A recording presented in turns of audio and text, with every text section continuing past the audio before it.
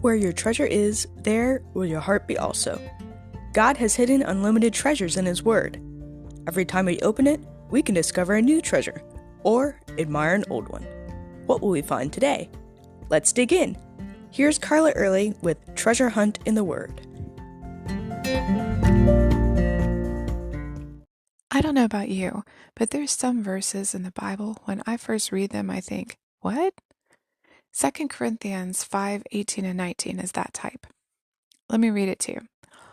All this is from God, who reconciled us to Himself through Christ and gave us the ministry of reconciliation, that God was reconciling the world to Himself in Christ, not counting people's sin against them.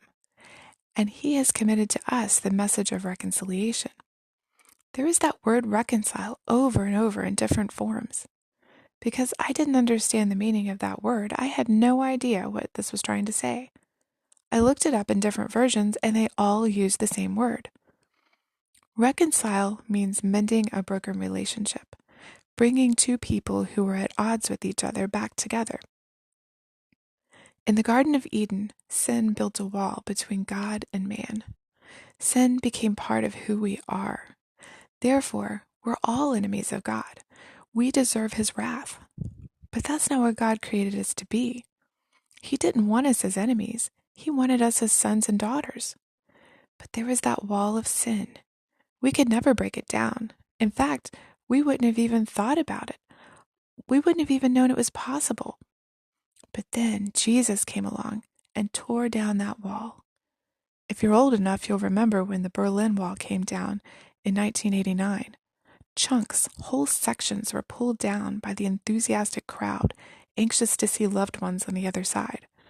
But the wall of sin could only be pulled down by one person, Jesus. He took that wall down in one blow on the cross. Because of what Jesus has done, His former enemies can not only be His friends, but brothers. As David said in Psalm 130, verse 3, "If you, O Lord, should mark iniquities, O Lord, who could stand?" In Psalm 32, he says, "Blessed is the one whose transgression is forgiven, whose sin is covered. Blessed is the man against whom the Lord counts no iniquity." Because God covers us with His Son's righteousness, we can come into His presence without sin. And only He could have done that. Jesus is our reconciler. But look later in that verse in 2 Corinthians 5. It says that He gives us the ministry and the message of reconciliation. He provided the reconciliation, and He gives it to us and lets us offer it to others. As His children, His ambassadors to the world, we have a lot to offer. A precious gift of forgiveness, reconciliation, a bringing together of God and His enemies, changing enemies into sons. We have grace to offer to the world. You and I have that ministry, that message, that gift of God to others. Just think, He has made us reconcilers too. Have you been reconciled to God? If so, who have you offered that message to lately? Have you been a reconciler? Who do you know who desperately needs this message, needs to hear that the wall of sin has been knocked down and God is offering complete forgiveness? You can contact us at treasurehuntintheword@gmail.com. Also, if you'd like to share a treasure God has given you by doing an episode, please contact us.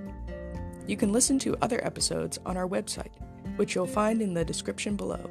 Thanks for listening, and remember, where your treasure is, there will your heart be also.